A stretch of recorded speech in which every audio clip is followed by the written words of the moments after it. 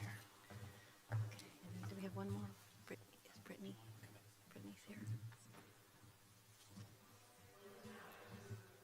Okay, great. Well, you can sit down.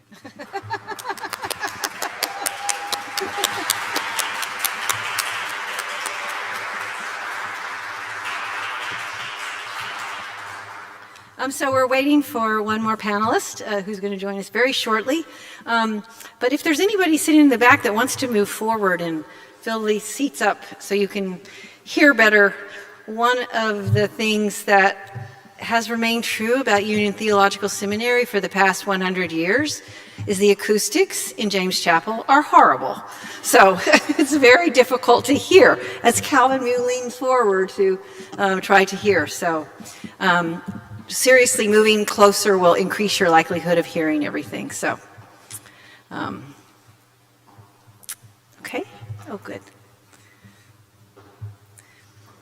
Okay, good evening and welcome to ReUnion 2025. It's so great to see faculty, friends, students that I have had the privilege to be here with, and some of you who were here when I was like a teenager. So a whole range of people who have come to be with us, and a friendly, warm welcome to all of those who are joining us online. How many of those are there? So we have a sense of what are about 65 are online, so imagine them with us in our presence. So this reunion is actually very special for me particularly because this is the last reunion that I will be the president at Union to be a part of. I'll be stepping down in June, and I have for 18 years looked forward to reunion. I love seeing former students that I got to watch move through this place and be transformed. And I've also loved over the years hearing the stories of alumni who have come back, who were here in the 60s and the 70s, and to hear their personal stories of what brought them to Union, and to also hear the stories of the different classes and what their time at Union was filled with.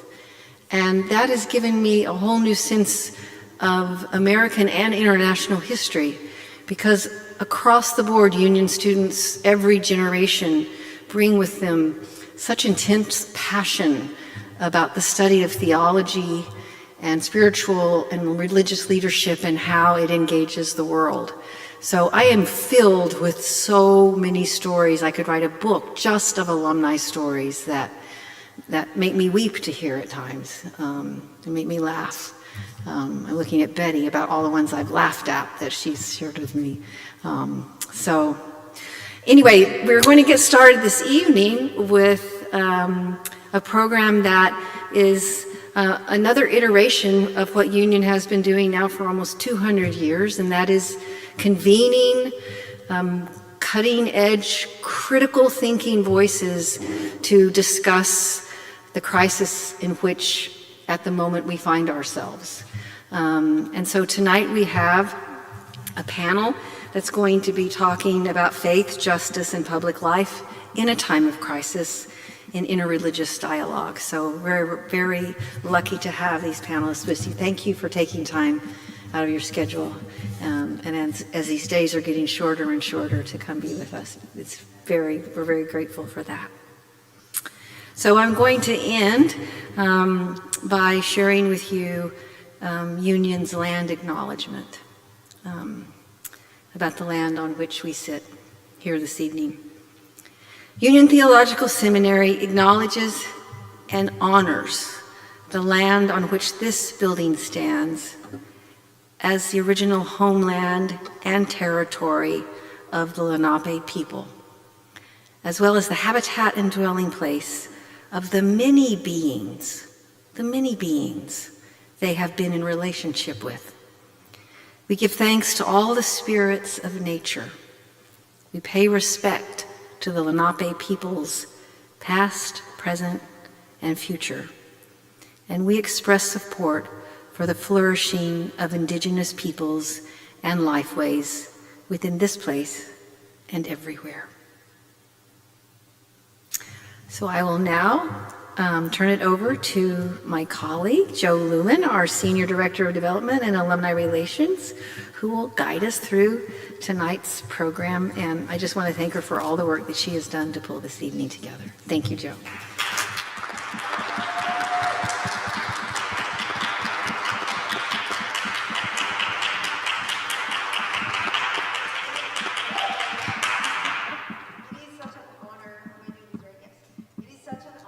To be here. Good evening, everyone, and welcome to the opening night of ReUnion 2025. My name, this is my background speaking for me. Like President Jones said, is Joe Luman, and I serve as the Senior Director of Development and Alumni Relations here at Union.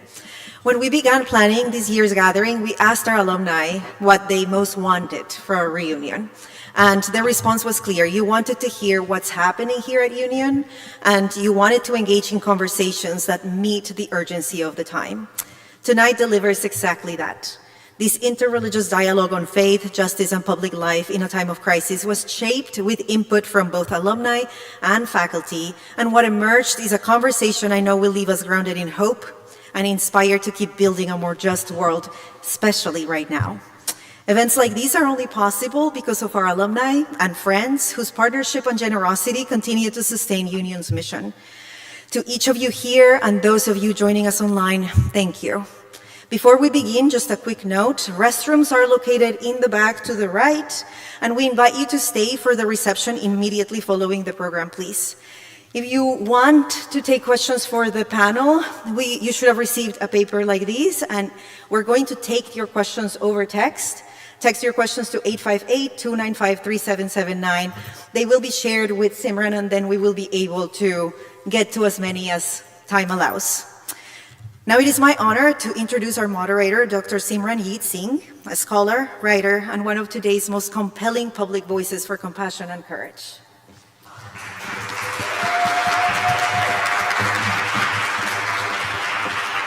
Thank you. Hi, everyone. Good evening.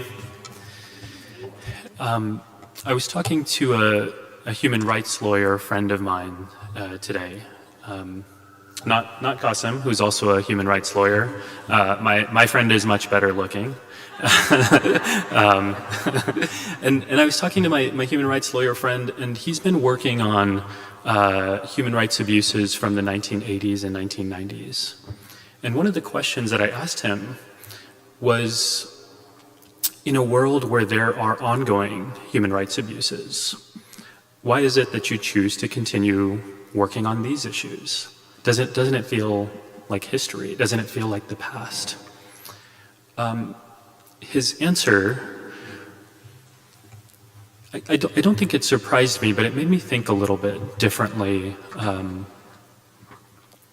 He talked about impunity, and he talked about communities, and he said, what happens in societies or cultures or countries where human rights perpetrators are not held accountable? These people, these survivors, their communities are constantly living in fear. And they watch the perpetrators be rewarded rather than punished, and they wonder if they'll ever be safe. And his comments made me think of a teaching from the 9th Sikh Guru. There's a composition near the end of Sikh scripture called Salok Mahalla Nova, and I'll recite the original for you and then give you the meaning. Kahu ko det neh neh paiman tyane, kaho nanak sunre mana, gyani dahe bakhan. He says, the truly wise person, listen to this, listen, O my mind, the truly wise person is one who neither incites fear or takes in fear. Someone who doesn't give fear and also doesn't accept fear. And what he was talking about in this context of impunity, my friend, he was talking about fear in this culture that so many of us live in, and the importance of breaking that fear through truth-telling and through practice and through faithful living. And I'll tell you, that reflection this afternoon made me understand why I've been so excited about this conversation this evening. Because it's so rare to be in community with truth tellers, with people who faithfully practice, and who are looking to create rather than destroy. And this panel we have up here are people, some of whom I'm meeting for the first time, some of whom I've admired for years. And I'm so excited to have the opportunity for us to learn with them, to listen to them, to grow together as a community. And so I'll introduce each of them and move us into our conversation. On my far right, Brittany, we didn't get to meet yet, though I've been following you for a long time. Brittany Packnett Cunningham is an activist, educator, media leader at the intersection of culture, justice, and policy. You've probably heard of her because she founded Love and Power Works. She hosts Undistracted. She has a book coming out soon called We Are Like Those Who Dreamed. And this is where I first learned about her, President Obama named her as a voice who is going to be making a difference for years to come. Next to Brittany is Rabbi Mike Moskowitz, who's a rabbinic scholar and educator known for Torah-rooted advocacy for trans and queer liberation. He works at the intersection of pastoral care, tradition, and public policy, and he recently joined us here at Union as the Director of Scholarship and Multi-Faith Engagement for the Beacon. Next to Rabbi Mike is Erica Echevarria, a social justice advocate, an educator, and a licensed social worker, a leader in field education and faculty at the Columbia School of Social Work, and formerly a mitigation specialist and sentencing advocate in federal and state systems. And then next to, I skipped you, Qasim, sorry. I made fun of you and then I skipped you, sorry. Qasim is a human rights attorney and author and a former US Congress nominee whose work spans religious freedom, digital safety, and immigrant justice. And he brings a legal and storytelling lens to confronting authoritarianism and disinformation. So I'm so glad to have all of you here. We're all glad to have you here. And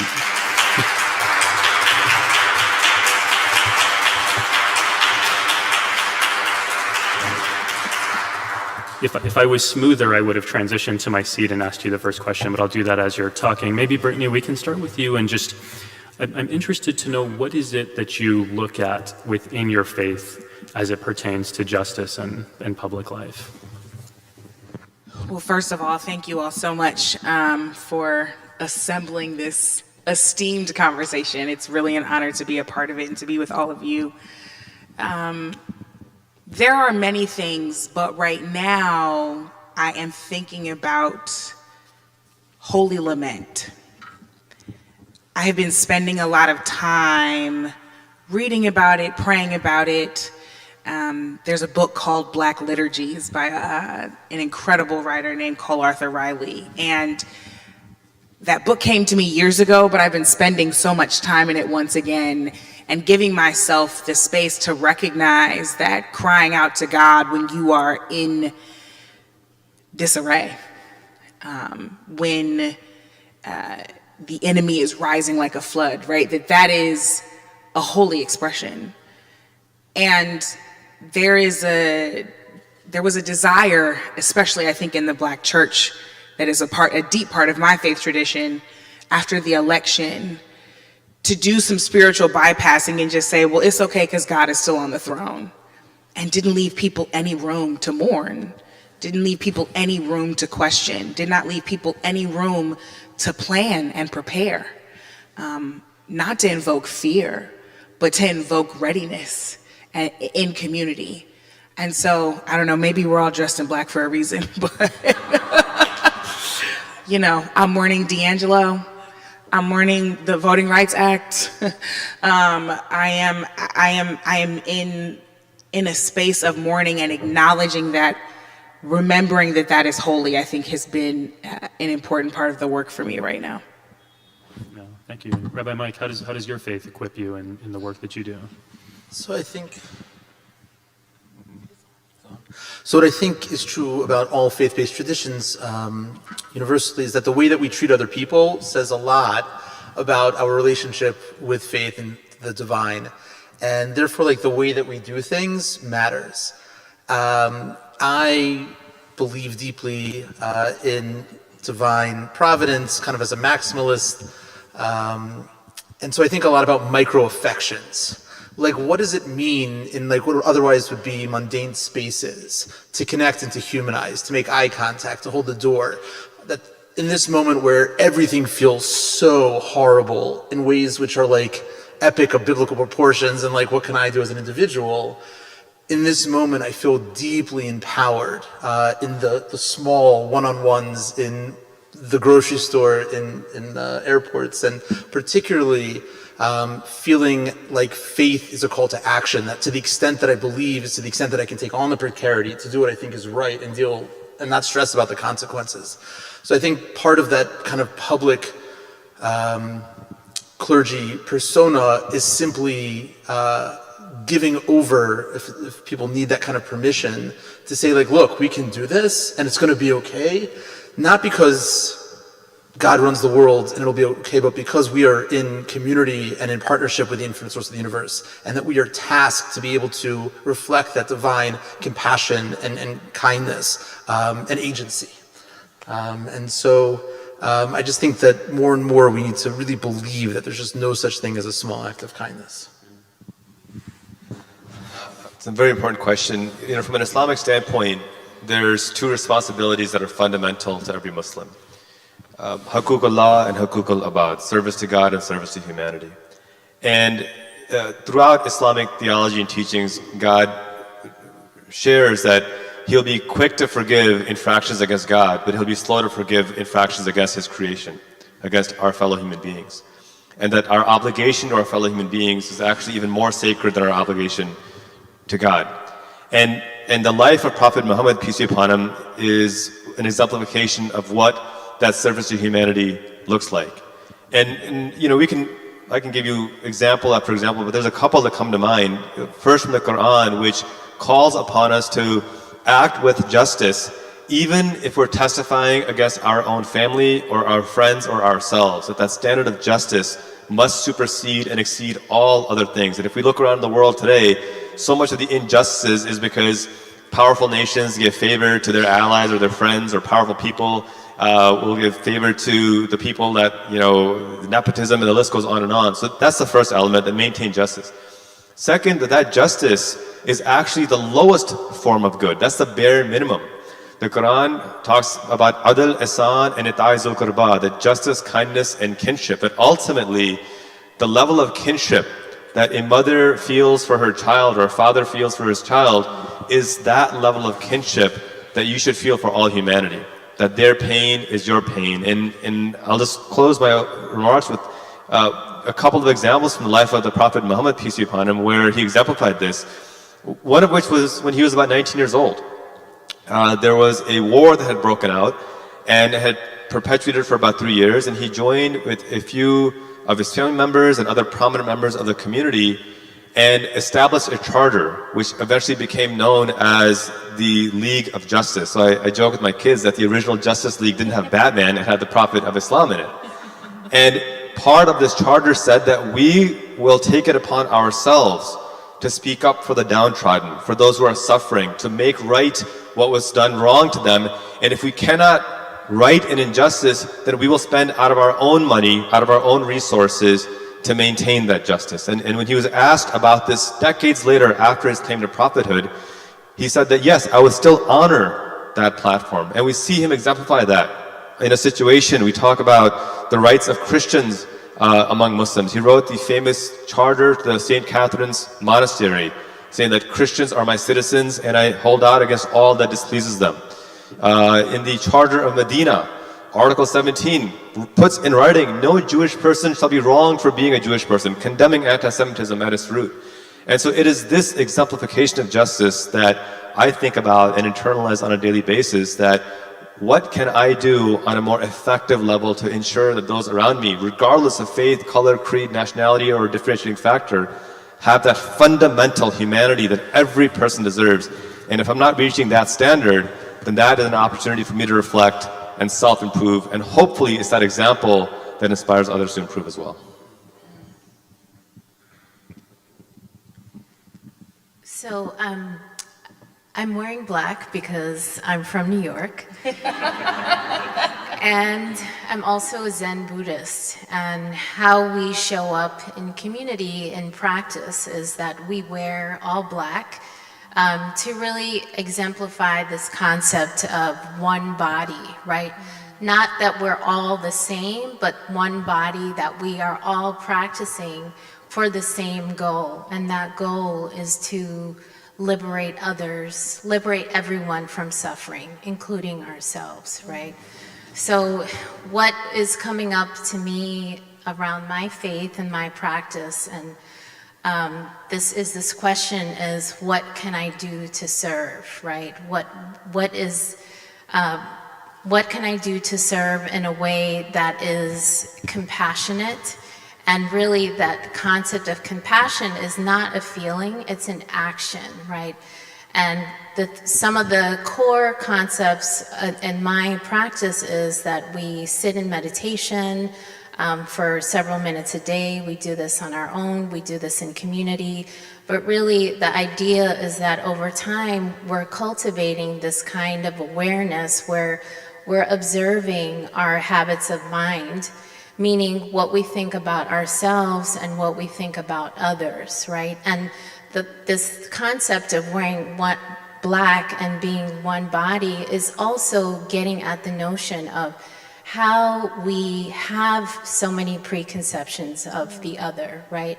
And how we other people, right? And those thoughts and those values that we have about ourselves contribute to that way of othering, right? The narratives that we tell of other people, those things cause us to other. And that kind of othering causes separations and divisions between us, right? And the idea, my belief is that my liberation is connected to all of your liberation, right? So in order for me to see you as a human being, right, I have to practice to be able to drop those habits of mind, those narratives. And I think my belief is, as I do that and I take action to try to meet you, right? Try to understand where you're coming from. Not necessarily agree, but try to understand what your experience has been. Maybe that will help you drop some of your preconceptions of who I am, right? Thank you all. I mean, I'm really grateful to each of you for sharing from your personal conviction. And I'm also thinking about this conversation. Well, first of all, some of you may not know Union, but here, like, conversations are real. So we don't sort of stay at the surface. And I'm thinking about, that's a warning, just so you know, what's coming next. I'm wanting to know, what does that look like in today's climate, right? So I'm thinking about this conversation Ezra Klein and Ta-Nehisi Coates had last week, where, you know, one of the sort of, it was a tough conversation, but one of the moments that really struck me was when Ta-Nehisi Coates is talking about MLK and embodiment and nonviolence and the consequences of that. And Ezra Klein's response is, yeah, I have mindfulness practices that I sort of retreat back into. And it was this really strange moment for me, and I think for a lot of people who are recognizing that some people have the privilege to not engage. And as I'm listening to you all, and as I know who you are and what you do, it strikes me that there is no choice for each of you to do what you do. And so what is it about your faith that animates this work in this moment, right? What does it look like in our political context now in a way that might look different from the life of the prophet, or might look different than a sort of meditative community practice, right? How is that sort of being embodied and showing up in the world today?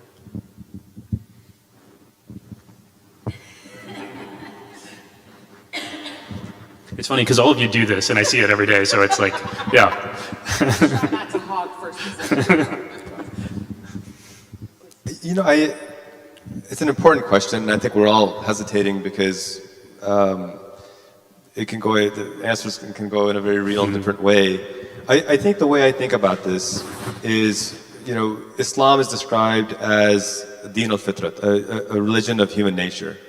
That its teachings may sometimes be bittersweet or bitter. When I tell my friends I've never had a drop of alcohol, like they're, you know, astonished that how can you get by in this society without a drop of alcohol? And I'm like, well, that's from the Islamic concept, right? That alcohol is forbidden to drink. It can be used for medicinal purposes to clean wounds, but it's not something you drink.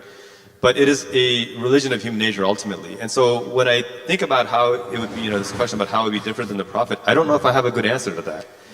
Because at the end of the day, his purpose was to exemplify the teachings of all prophets of God, of all teachings of God, to exemplify the teachings of Jesus Christ and of Moses and of Abraham and Jonah and Krishna and you know, Socrates and all these great names and prophets throughout history, and to do so on this principle of universality as well, in a very practical way, that this is not a person who is superhuman, but a human being doing extraordinary things. And the whole point is that this is within our capacity, that this is part of our journey and part of our process. I think where I try to focus on is this element of continued growth.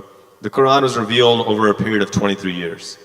And to me, if the most righteous companions, the most righteous Muslims in Islamic history had nearly 2.5 decades to kind of understand the full message, even after adulthood, what does that say about us, right? That even after we attain adulthood, we still have several decades to begin to understand.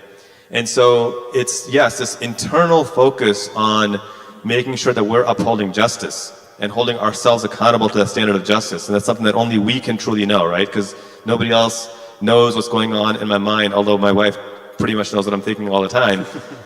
But it's extending grace to others. And this is one of the things that actually Malcolm X said that I think about a lot, that don't be in such a hurry to condemn somebody because they don't think as you think or act as you act. There was a time where you didn't know what you know now as well.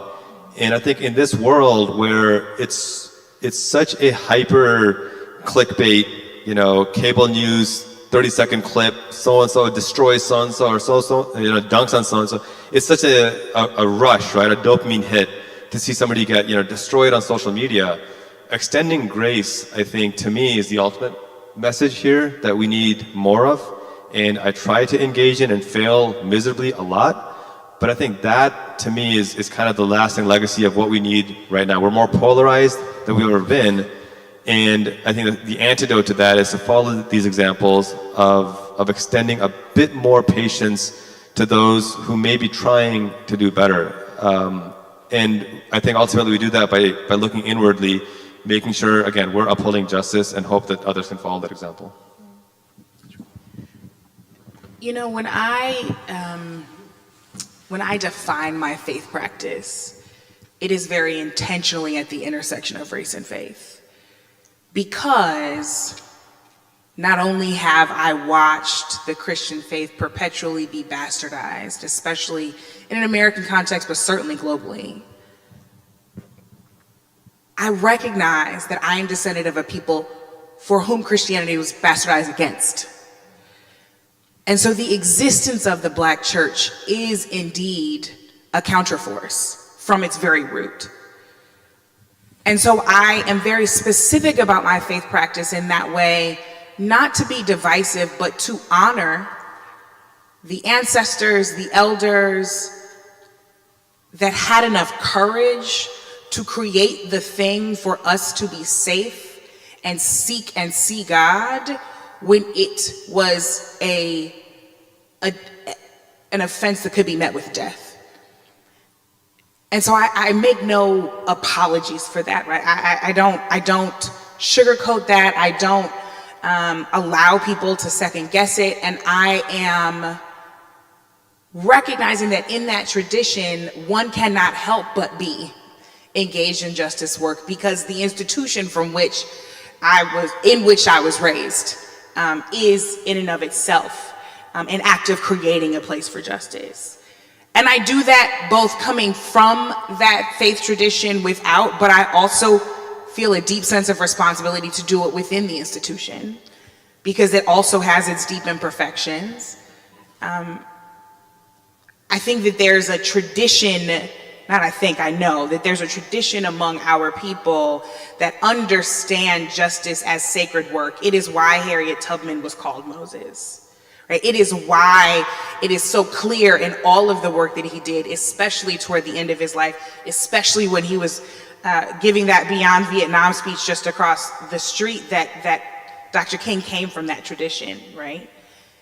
And was thoughtful to pull from other faith traditions to build upon that foundation. It is why I hear D'Angelo's songs as songs. It is also, though, in doing that internal work, because when Miss Major passed away earlier this week, one of the vanguards of the Black trans movement in America, who was at Stonewall, when she passed, I am very sure she met God and got her long white robe. I don't have any confusion about that. And yet, I worship next to people who would fundamentally disagree. And so I recognize that the justice work in the institution with which I most closely identify is both for me internally as an individual to continuously not only seek Christ but mimic his politic, and I'm using that word on purpose, but also to have an imprint and ensure that as an institution we explore our own flaws so that we can be a force for justice in the world for all of God's people. And that is still work that we have left to do.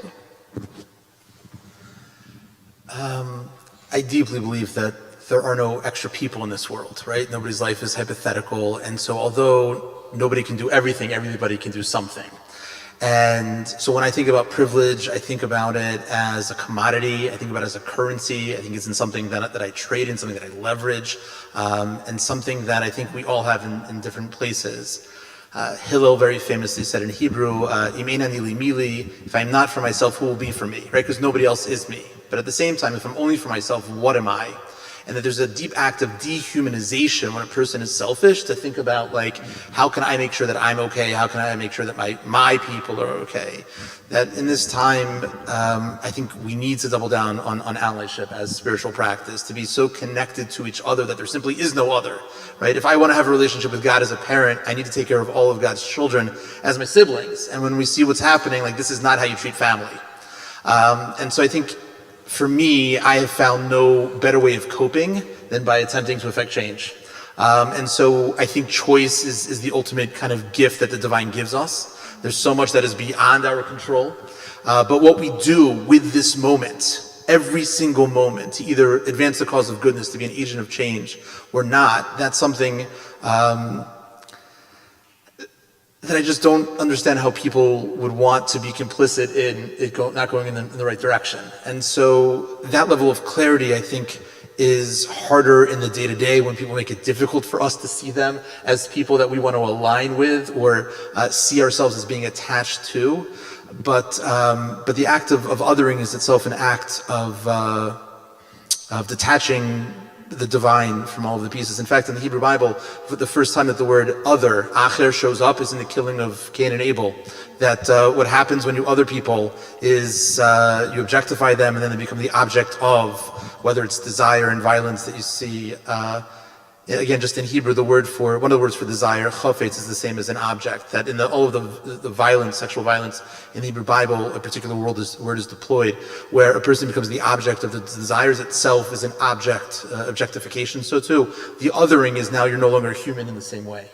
And so none of it's new, and I think when we recognize these patterns and we see how it's not unique to any one marginalized segment of society, that each type of hatred has a common thread, that we need to all be unified in our fight against it. So the Buddha was a man of privilege, right? He was royalty, right? And he was sheltered by his family to the rest of the world, and didn't know what was going on until one day he saw something outside of his window, and I think it was an old man, like an aging person, and he got curious. He wanted to know what this was about, right? And so he came out of his castle. He came down into the real world and started to explore what life was really about. For me, in my practice, mindfulness is not a way to make myself feel better or continue to reaffirm my bubble and my privilege. It's really a way to get curious, right? It's a way of me understanding why I'm trying to stay in my bubble, right? And why I'm not curious about the other. And the other thing that is really foundational to my practice is that when we sit meditation, we sit with our eyes open because we want to be aware of everything, right? Meaning that we are including everything as part of our practice. All the suffering in the world, all the experiences, right? We're doing that because we are trying to meet suffering in the way that it's showing up, right? Not being selective about, okay, this country's suffering, these people are suffering. It's about seeing it all and including it all as part of our practice, as part of this commitment to end the suffering of others. I love that, and I'm struck by the fact that each of you in your comments have mentioned the word practice, which typically, if you talk to people or listen to people in social justice spaces, I'm guessing this is true for you all, you don't actually have the opportunity to hear or speak about your own spiritual practice. And for our community, this is something that we hold dearly, that, as you were saying, Rabbi, earlier, like how you make the change is just as important as the change you're making.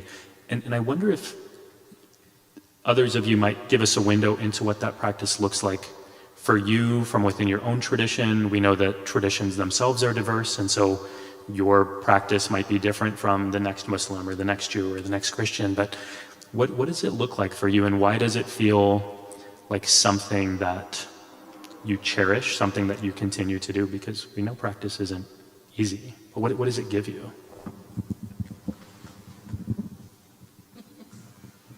Not this dance again. Did you want to go, Brittany? So I was sharing this with Rabbi Moskowitz. In Buddhism, we take refuge in the Buddha, the Dharma, and the Sangha. So my practice is a place that I go to for refuge, right? It's a place where I resource myself, where I reset myself, I check in with myself and see what is coming up for me throughout the week, what challenges I'm seeing, and really dropping into the body as a way of practice, noticing the thoughts that are arising, but really dropping into the body and building a different capacity to sense into what's happening around me. There's the importance of practicing in community because it actually is a way that you start to build tolerance of others. So, you sit with folks who are not like you, they don't look like you, they're not from the same socioeconomic class as you.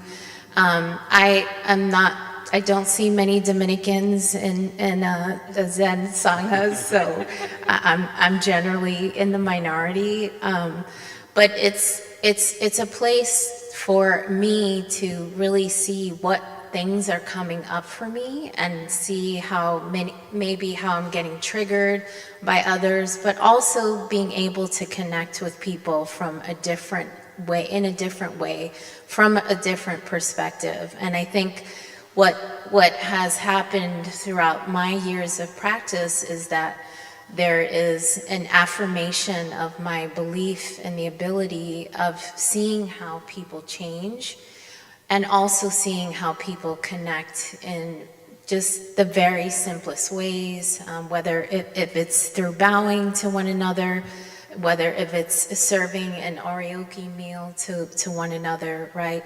Whether if it's we're chanting to one another, but really building that tolerance and capacity to be in space with people who are not necessarily like me. And I think that just, again, it reaffirms my ability to embody that in real time.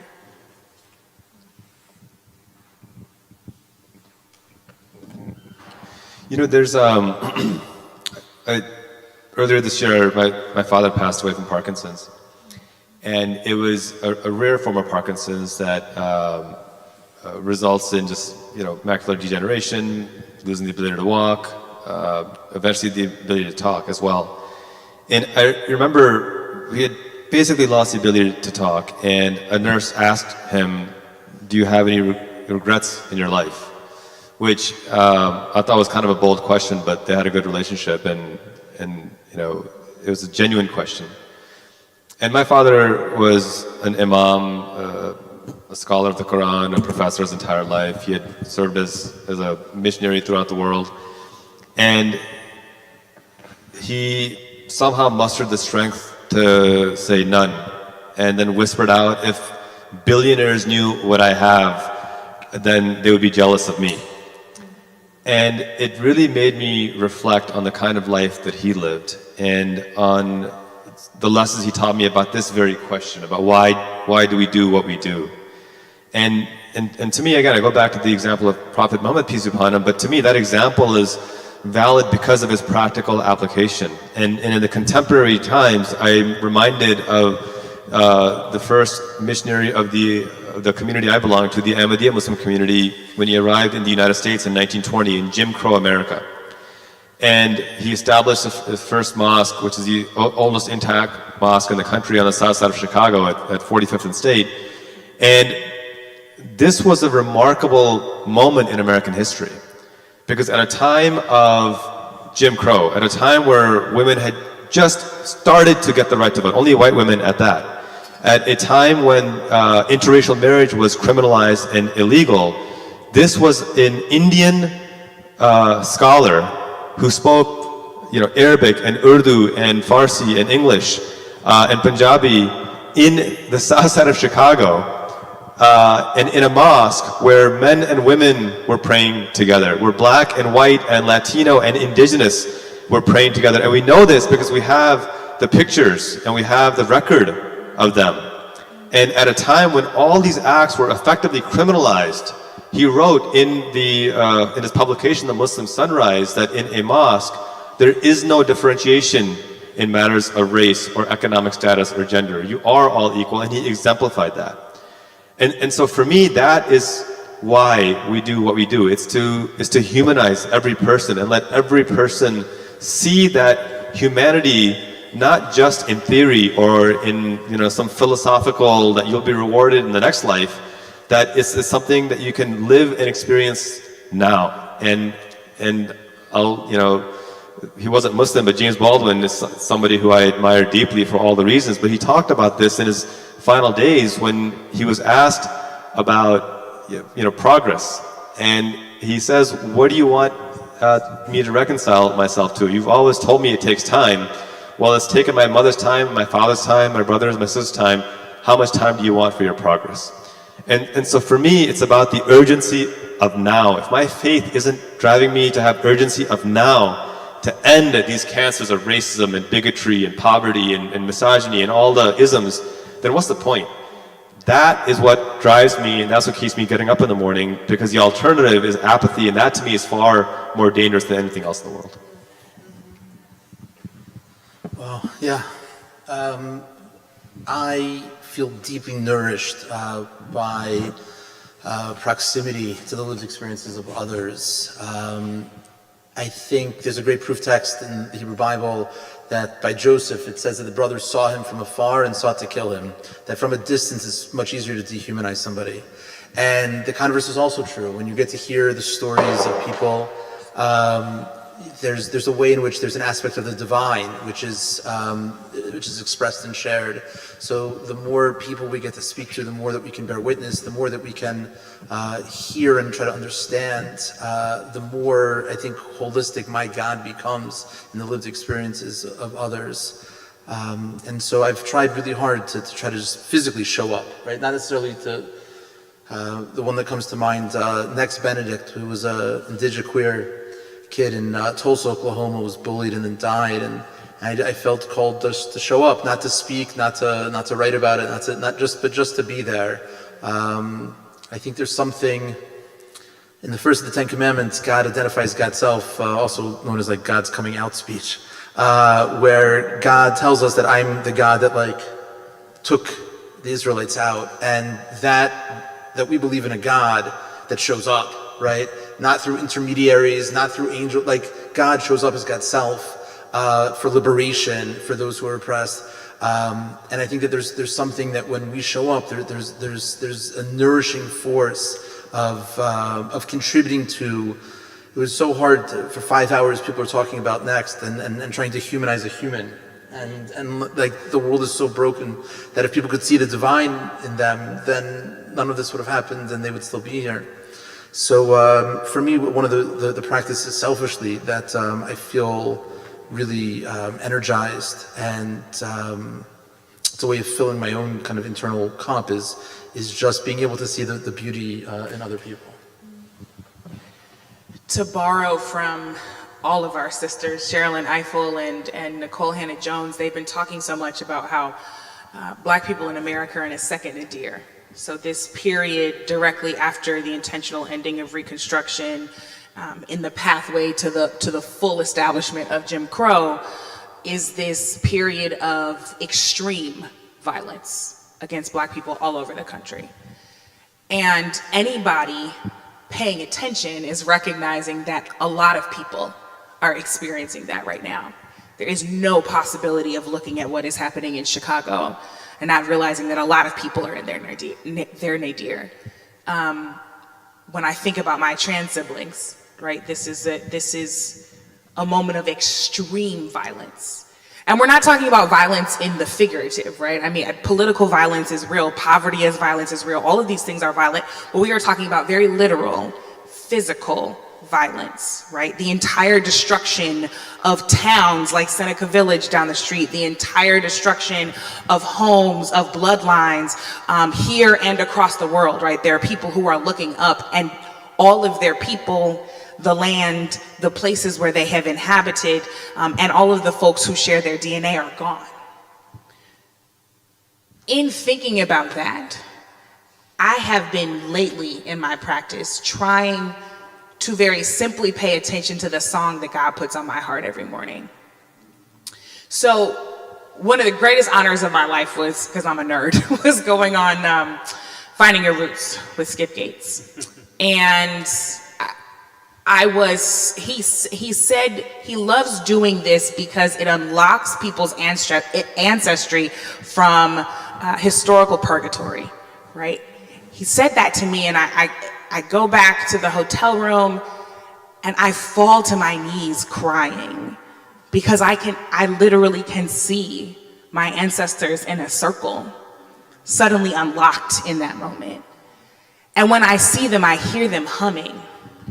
And it was this sound that I had heard when I had gone back to my Packnett side family reunion to Centerville, Mississippi, in this one-room church where the beat does not come from drums, it comes from people stomping their foot on the floorboards.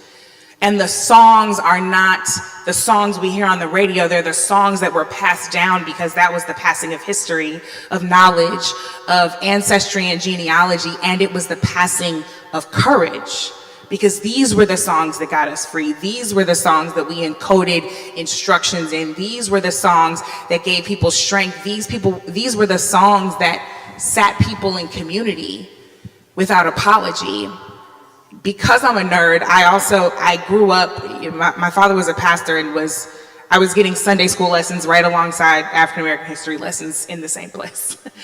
And he would invite folks like the Morehouse Glee Club and the Fisk Jubilee Singers to come and do concerts at the church. So I'm probably like the only 10-year-old trying to sing Fisk Jubilee Singer songs at the time. But those are the songs that keep coming up in my spirit right now because we are in the nadir. So I love so many of the musicians who are telling these stories of our faith practice now, and yet the songs that I need are the songs that got my people over. The song that God put on my heart this morning was "Walk with me, Lord, walk with me, while I'm on this tedious journey. I need Jesus to walk with me." I've been singing that song in my heart all day. I get on the flight that was an hour late, which is why I walked up late. I apologize.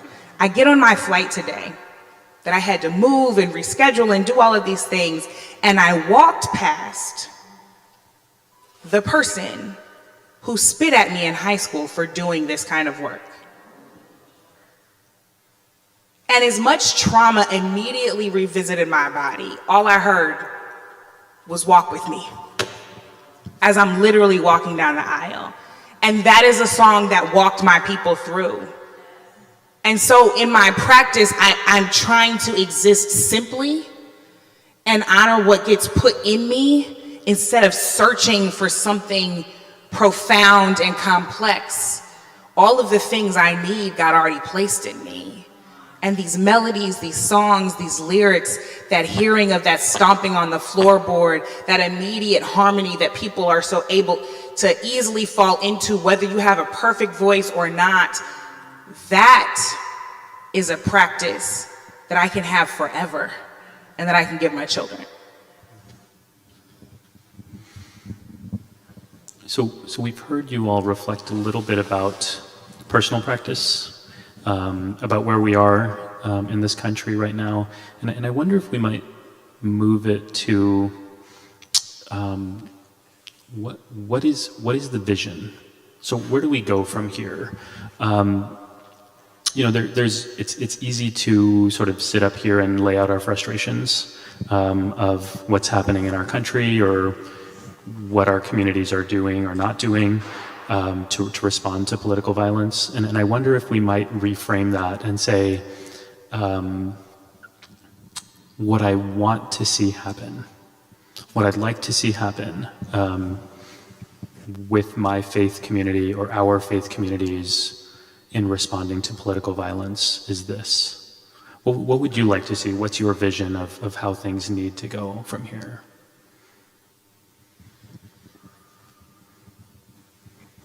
I would like for those of us who have been adamant about not practicing the faith of our ancestors enslavers or of someone else's enslavers to reclaim Christ. As a political and cultural strategist, I have watched this faith be weaponized in a very particular way toward an alt-right pipeline. It's the trad wives, it's this clean girl aesthetic that says you shouldn't adorn yourselves, which is really coded language about how Black women and Latina women and trans women present themselves in the world. There's a move through music that looks on its face to be racially harmonious, but in its theology is incredibly damaging. In my community, we've watched Black people believe that they have to denounce their membership in a historically Black fraternity or sorority in order to be one with Christ. Meanwhile, I don't see anybody leaving Kappa Sig. I am so disturbed by how easily I'm watching people be caught by it. And so for me, what I want our institution and faith practice to do is to reclaim the Christ we know that not only enables us, but requires us to create justice on earth as it is in heaven. I have watched all of this happen and watched people argue against their own humanity to be aligned with that version of evangelicalism, that version of white supremacy, that they think they have to please in order to be seen by God. And my spirit is so grieved. I have been really intentional about this, again, as a strategist and as a person of faith, recognizing how people have been strategizing against us. And so I really want us to reclaim Christ. I really want people to understand that, yes, he was indeed a Palestinian Jew with curly hair and feet of bronze. I really want people to understand, how the trick of the enemy functions. So one of the things that we're seeing is people saying, well, Jesus was apolitical, so you should be too. But here's the thing. Their Jesus is never apolitical. A blonde-haired, blue-eyed Jesus is not apolitical. That is a clear political statement.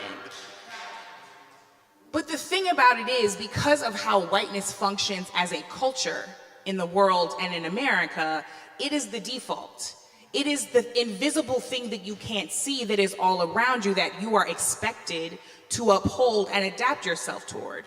So you can say Jesus was apolitical while making Jesus into an evangelical version of yourself and your own ego, because you can't see the default. So that Jesus does look apolitical, right?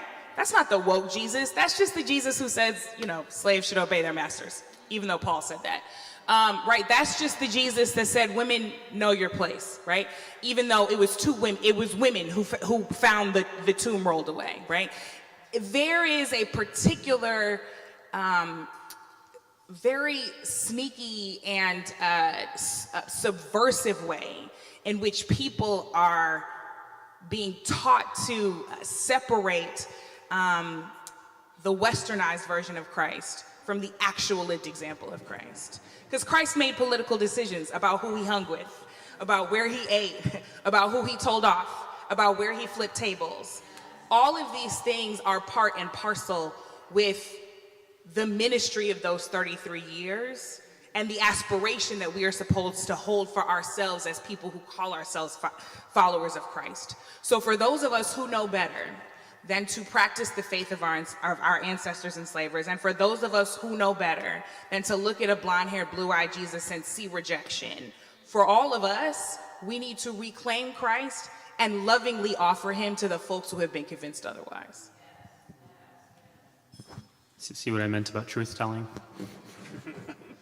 I would like the folks, particularly the leaders in my faith community, to be less reactionary and much more restorative. Our values actually shouldn't change depending on who's in power. Our truth should transcend whatever perceived benefit we might have by aligning with those forces that now let us into the country clubs when other people still are denied access. I would like to see much less of this hypocrisy of hate, where for some people, the only verse in the Hebrew Bible that's relevant is the one around homosexuality and the trans experience. And if that's the only verse that bothers you, maybe it's not about the verse, but your homophobia or transphobia. I would like to not see the only interfaith work by some in my community to protect child molesters. That for that we can get together with the church to protect those institutions that have prioritize their own well-being and those who have abused as opposed to the survivors. And I would love for there to be more faith in faith-based communities. I think faith is meant to allow us to do the right thing. Like, that's what it means to have faith. If you didn't need to rely on it and somehow it was beneficial for you in an immediate way to do the right thing, then there would be no value. So when I think about faith, it's really about filling the void of the unknown, of really trusting something much bigger than myself, to believe in the application, to be a practitioner of that wisdom, to narrow the space between the ideal way of being and the way in which we live our lives. That it's not just something that we read about or we hear preached, but it's something that we see demonstrated in the workplace and as a way of being, to be a kind human as an agent of change in the world. And I would love to feel less embarrassed by the actions of so many in the name of everybody's God, doing things that I don't know. I don't have great language for it. It's so clearly not about God, but about one's own agenda. And I would love for there to be a religious left that walks and moves with confidence, without the arrogance of the false piety of some other camps. And I would love us to reclaim so much of what's good about this country, that because others have claimed a monopoly on that, and it's now become on some level inseparable. I want us to reclaim those things which are actually really good about this country, that we should have a lot of gratitude for, without the feelings of what's associated with it.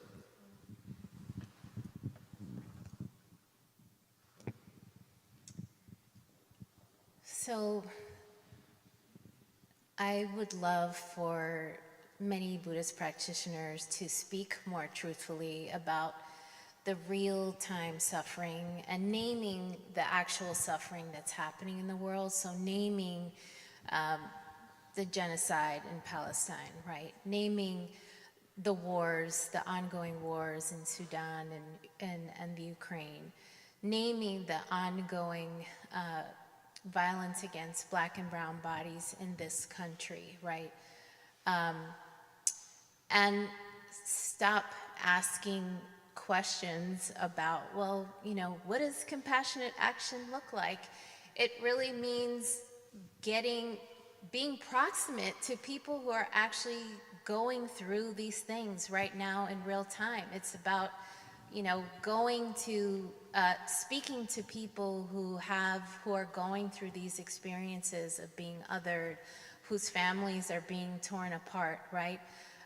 Who are witnessing the changes of how laws are impacting their safety, their access to health care, their access to quality education and to housing. I would like us to be more present in these kinds of conversations and create more allyships across multi-faith and interfaith ways, and learn from other communities, other faith communities who are engaging in social justice work. But really, I feel my experience has been as someone who has been working in social justice for 20 years and working in proximity with people who are suffering on the ground. It feels very, I feel like that's not the experience of many people that I practice with. And it's a lot of, telling stories, but I want people to come down, come off the cushion and join people, go to a No Kings protest, right? Join people on the streets, join people in recovery centers, in schools, in homeless shelters, right? Not just in a Sangha or a community practice space, but really see what the suffering looks like on the ground. It's such a beautiful question. I kind of break this into two parts, because if you've followed my work over the years, I've been extraordinarily critical of Muslim leadership around the world. And I separate that from the broader Muslim community, because I think we see, at least I see, of my generation, younger, I see a lot of hope in the younger Muslim community. I see a lot of potential, a lot of progress, and I think the future is bright. But what I want to see happen now, as we look at the Muslim majority world on a broader scale, is a return to justice in how Muslim leadership operates. And the thing is, post life of Prophet Muhammad, peace be upon him, you saw the Muslim empire expand and grow, and the golden age of Islam, where you had scientists and astronomers and mathematicians and just major advances in ways that impact us even to this day. If you enjoy coffee, it was Muslims who came up with coffee. If you enjoy the vaccines, it was Muslims who first inoculated. The scientific method, Ibn Hitham, Muslim scientists who came up with the scientific method, that era has all but disappeared, and I would put the blame for that on Muslim majority nations and the leadership who have become despotic and cruel on so many levels. The genocide in Gaza, I point out, would not happen. There would, and this is going to maybe upset some people, but if there was actual Muslim unity on the tenets of justice, to stand united and say we aren't going to allow this genocide to happen, I guarantee you it would not have happened. The fact that Muslims are suffering in Syria and in Afghanistan and in Iraq and in Somalia and in Sudan and in Congo, I mean, at a certain point, you have to look at the leadership and say, what are you doing that is continuing to allow this suffering to happen over and over and over again? And someone's going to take my comments out of context and say I'm a self-hating Muslim, and that's okay for them to make that false conclusion. But the fact remains that there needs to be a reckoning and accountability and a return to a sense of justice in the way leadership in Muslim countries are running their nations. My own birth country of Pakistan has anti-blasphemy legislation that targets Christians and atheists and Muslim minorities like Shia Muslims and members of my Ahmadiyya Muslim community. There's no logical reason in 2025 you should have anti-blasphemy laws or death for apostasy laws. I mean, for God's sake, how disgusting and how weak are you that you need to have a death for apostasy law? I'm sorry, but if your religion requires death, then it's not God you worship, it's your own ego.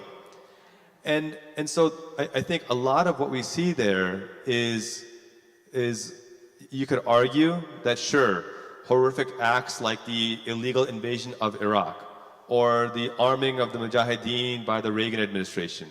Yes, these are all injustices, but at the end of the day, there needs to be a accountability of the Muslim leadership. The leadership of Saudi Arabia butchering Jamal Khashoggi. These are not isolated examples. You can go on. And so I'm getting angrier than I intended right now. But I think, if you're not angry, you're not paying attention. So that's what I would like to see, a return to a sense of justice. And again, I want to reemphasize, I see immense hope in Muslim youth. I see immense hope when I see young Muslims, when I see the next generation rising up, recognizing these injustices and speaking out unapologetically. I think the future is bright, but the work there, it's going to be long, but I see a path there. Yeah, thank you. Thank you. I just want to invite you all to text your questions if you have any to 858-295-3779. You should have the little papers with you. I can repeat it if you didn't catch it the first time. 858-295-3779. And I want to offer the first question that came in already, which I think is a beautiful one and segues nicely from the last piece of the conversation. What's one small action that none of us can afford to postpone after tonight? It's getting us back to your point about urgency.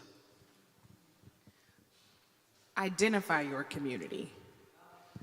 I live right outside of DC, and when the word came down about the invasion of an American city, the first thing I did was create a signal group of all of the people that are my chosen family, my real family, my community, my neighbors across the street, the people that I see when I go to the grocery store, like any of them whose phone number I had.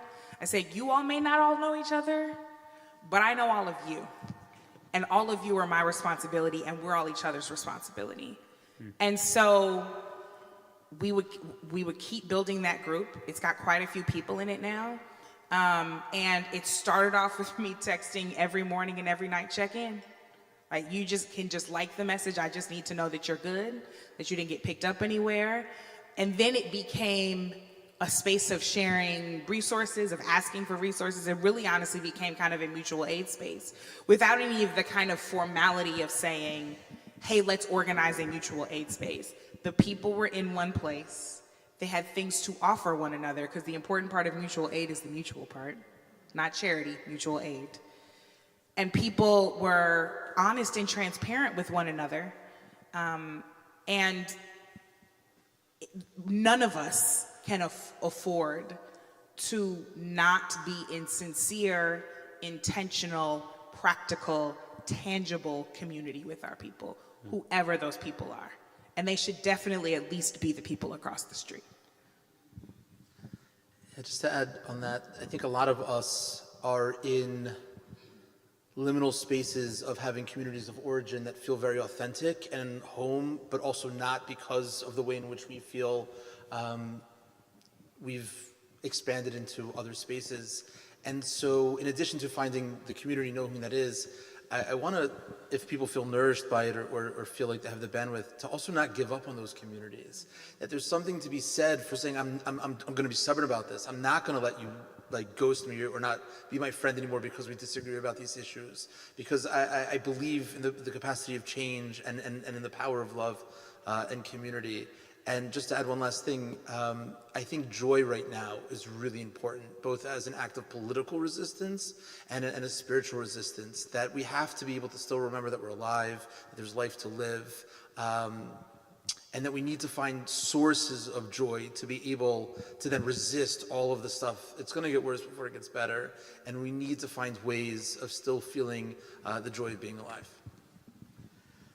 Beautifully said. It segues to a couple of points I wanted to make. One, there's a verse in the Quran I think about often where God says, despair not of the mercy of God.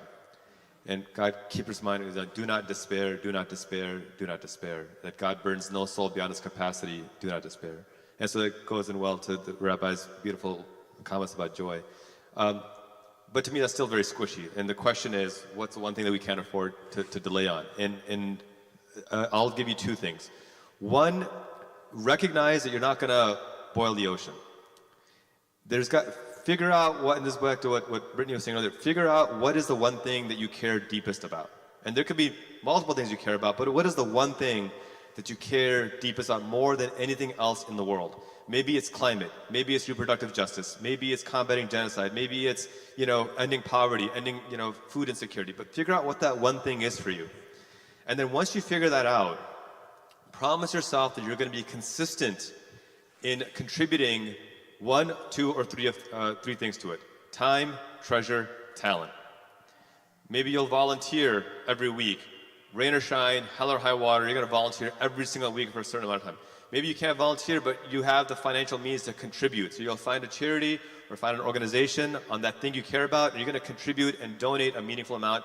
Or maybe you have a special talent, a special superpower that you can give. But figure out what that one thing is, and then be consistent on that thing, relentlessly consistent. And I promise you'll begin to see meaningful change, not just on that issue locally that you're working on, but you're going to inspire others around you. That's something that you can start now without any kind of delay. I'm also going to offer two things. But first, I would invite all of you to get curious about how you engage in the act of othering, right? And we all do it, so if you think you don't do it, trust me, you do it. I know I do it. You could even be othering us, like othering our faith traditions, like othering us in a way that is, I don't really understand, I don't really get that faith tradition, and in a way, you can, if you continue going down that path, right, like, oh, they don't know what they're talking about, or this sounds too esoteric, right, that is a way that if you continue to do that, it's dehumanizing, right?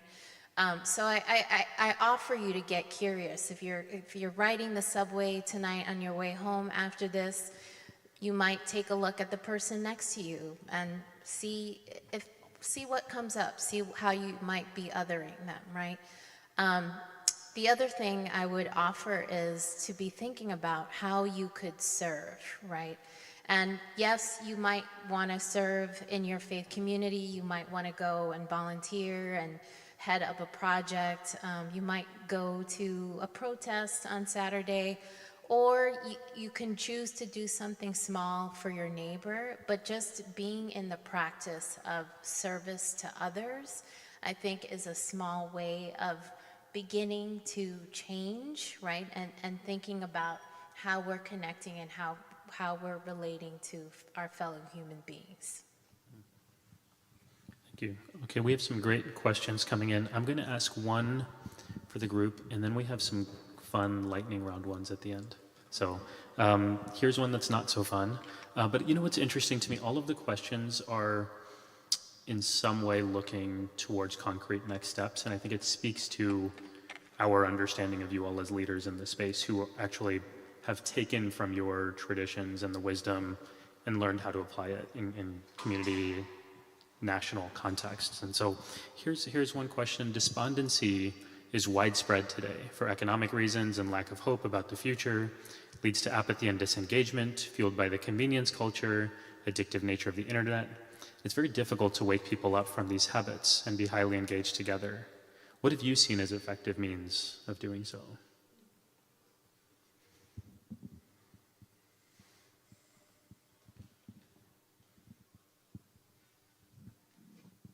That's a great question. I kind of go back to what I said a minute ago, that you're not boiling the ocean. You're not going to solve every problem in the world. I think the rabbi beautifully said that, no one can do everything, but everyone can do one thing. And so I think part of it is to recognize, there's the old analogy, I can't remember which thought leader said this, but the reason why a church choir can hold a note for 5 minutes is because not everyone is holding the note for 5 minutes, right? Certain people are holding it for a minute while others are resting, and then they'll switch. And that's really what needs to happen here.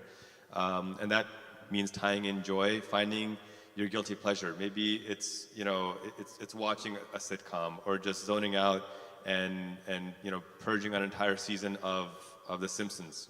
Whatever works for you, right? For me, it's The Karate Kid. Like, it's nostalgia, right? I love it. But, there'll be times where I'll just sit down, and I don't watch TV, but every 6 months, I'll just sit down for 8 hours straight and watch a season, and it's out of my system, and it's good. So think about what is that one thing that's going to bring you joy, that's going to help you feel like you're accomplishing something. Because what brings me the most joy is not just accomplishing something, but then from a very egotistical standpoint, is when I can see the needle being moved. When I can see that, hey, I've actually made a difference. I've actually helped something happen. Because let's face it, we all have an ego, right? I mean, there's nobody who's self-effacing that's like, I'm at the state of enlightenment where I'm above these things. It's a human, condition to want to see progress. And so for me, the despair comes from trying to take on every single problem in the world.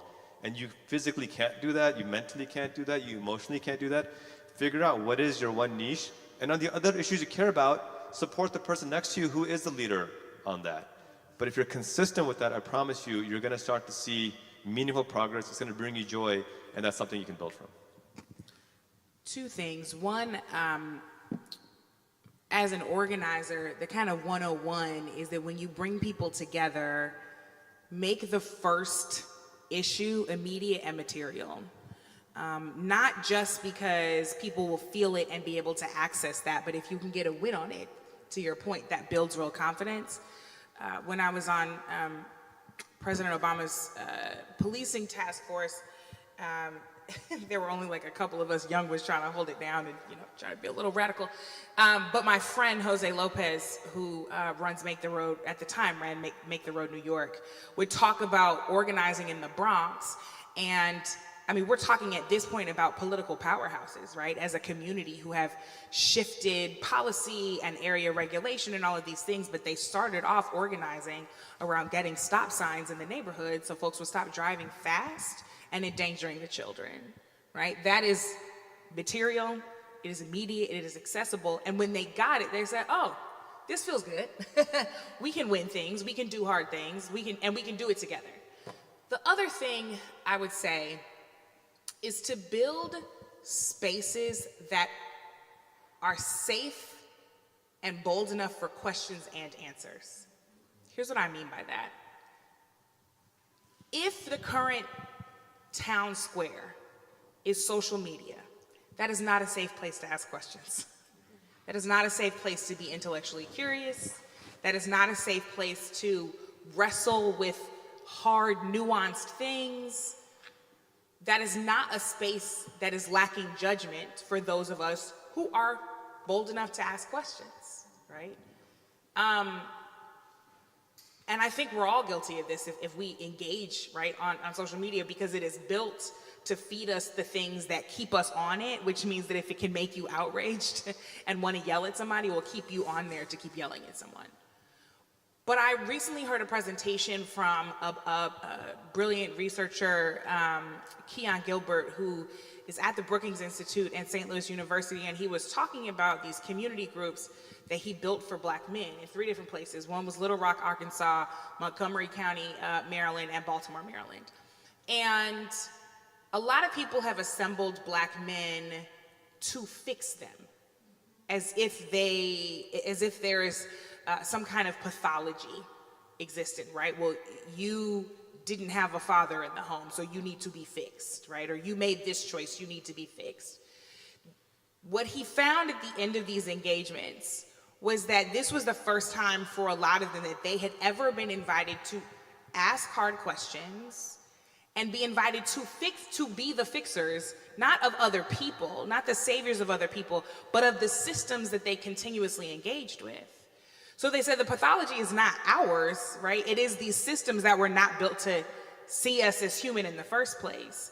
And then those people stayed together and they started talking about going to city council meetings, and they started talking about going to school board meetings, and people started talking about running for school board, and all of these things started to snowball because they were invited to be the agents of their own future. Those are safe spaces that do not exist for so many people, especially outside of the academy. And the more that we can build those organically with each other, not only will we be able to be doing some powerful organizing work, we can make the town square safe again. Just to share more broadly in the world of ideas, there's a concept, the language in English as a translation is not great, but there's a belief that a little bit of light dispels a lot of darkness because the light is real. And the news every day, the chaos, it's horrific. It's horrific. But instead of like feeling desperate and like disempowered, I feel like if these untalented, right, unqualified people can move the world in such a negative way so quickly, certainly if we would organize en masse with all of our talents, with all of our holiness, with all of our power, we can for sure make a difference, right? And in thinking about authoritarianism and fascism, and I think that the statistic is like if 3.5% of a society comes to the street and says like, I'm not okay with this, right? That's enough to prevent it from happening. And bless you, when I grew up in Richmond, Virginia, by the grace of God. I'm Southern, and it doesn't always come out as my most pronounced identity, but internally it's quite present. And there were racists, right? It was Richmond, Virginia, but like you couldn't be out as a racist, you had to be closeted, and so they wore hoods and things. And then in Charlottesville in 2016, you could be out with your tiki torches and your khakis as a racist, right? And there was this massive shift that like something that was not okay, like they're fine people on both sides. Some people were upset about it, but like it didn't make a difference, right?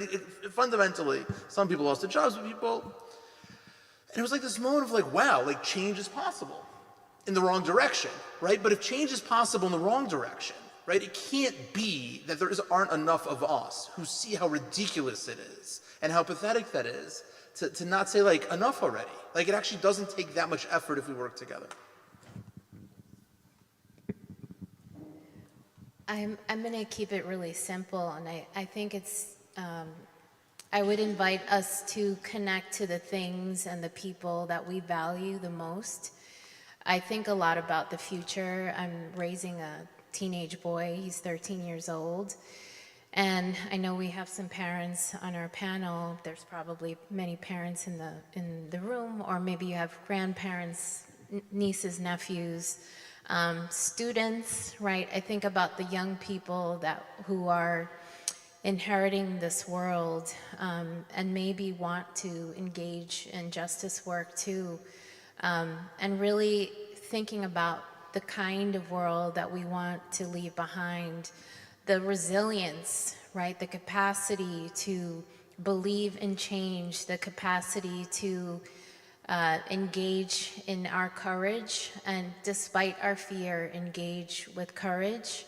I think about just leaving hope, right? And being mindful of how I'm moving, how I'm in relationship with others, how I'm thinking about the world, how I'm engaging with the world as a way of modeling what's possible. I want them to think of the possibilities, right? I know, Brittany, you mentioned our ancestors, and I know my ancestors have, I'm living in a world that they had desired for me, and I want to be able to pass that to the generations that come after me.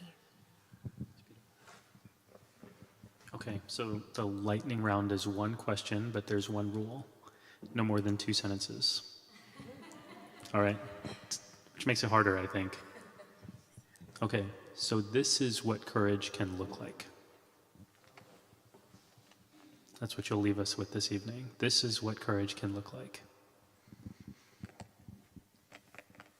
I guess it's not technically a question, but this is what courage can look like. Question mark at the end? Living your truth. 2 words, 2 sentences, it's enough. Living your truth. Okay.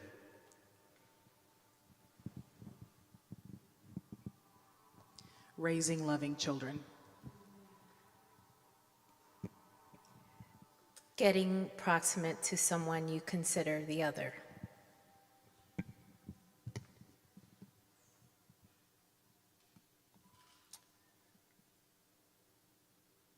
God, there's so many examples. No. It's tough. Lawyers have words.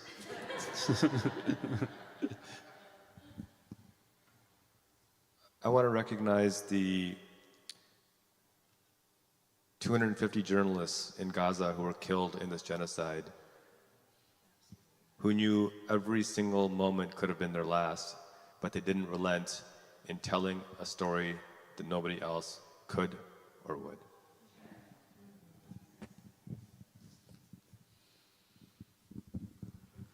All right. Thank you all for giving us your time, for your wisdom, for your work in the world that some of us don't even get to see, but we appreciate. So thank you, and thank you all for being here. We'll have a... Thank you.